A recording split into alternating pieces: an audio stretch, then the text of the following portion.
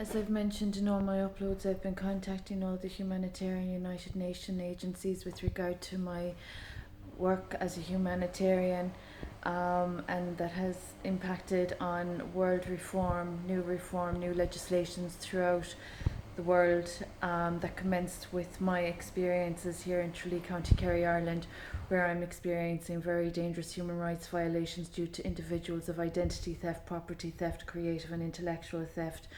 So I've contacted the relevant humanitarian agencies, as I've mentioned, for the past 3 to 4 years. My son was abducted in January 2017 and subjected to very serious offences. The relevant authorities were made aware of all these offences in 2017 also, and my property is subject to very serious offences of trespass and damages, as far as I'm concerned, that I'm still waiting for the relevant authorities to start addressing. So there have been liabilities in my proximity that have no right to be in my proximity. There is wealth being stolen that I have mentioned in all my previous uploads that I'm still awaiting for the relevant authorities to address also. Now, I'm owed debts since 2006, and as I've mentioned, the light body that was damaged is very, very inestimable, and the issue of a collective of malicious, pathetic, rude and very inconsiderate individuals in a small community where they are disrespecting heritage, culture, legislation, progress, my property, trespassing on my property. This matter is absolutely outrageous. So this is to bring to the attention of the individuals that are at the forefront of the COVID legislation reform, and to remind them of commencements in 2018 and the work that started with this woman in Tralee, County Kerry, Ireland, and the dues and reparations and obligations that are yet to be fulfilled.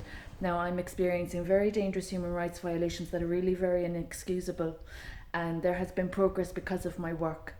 So the fact that my child has been abducted from me and that I'm living in circumstances where people are coming in and out of a building where they have no right to be, and that they're disrespecting my royal patronage, and of very dangerous defamation, to be of a very clean track record. I don't have a criminal track record. Now, from where I am at the moment, they could be presenting any kind of information. So they've caused a very dangerous situation. And the Ombudsman have been made aware of this since 2017. So any false procedures or false allegations are all subject to investigation. So these people have gotten a little bit carried away with their stories and their tall tales. And there have been many tall tales. And the issue of these individuals getting a little bit offensive to tarnish my clean track record. Now, this is a woman of a clean track record, and the issue is individuals of slander. And I don't like people damaging nature and wildlife and repeat offenders damaging my child. So this is for the United Nations and the attention of those of COVID-19 and commencement and origins and source of the good work that has arisen with this woman, and the disrespect of ignorance of individuals of very dangerous offences against progress that are offensive to politics, culture, heritage, ancestry and royalty. So I'd appreciate the relevant authorities addressing the individuals of intellectual theft and property theft that have not any right to be helping themselves to any credit for my good work that they had no part to play in, and that for their own egotistical acclaim are after getting a little bit carried away with their offences.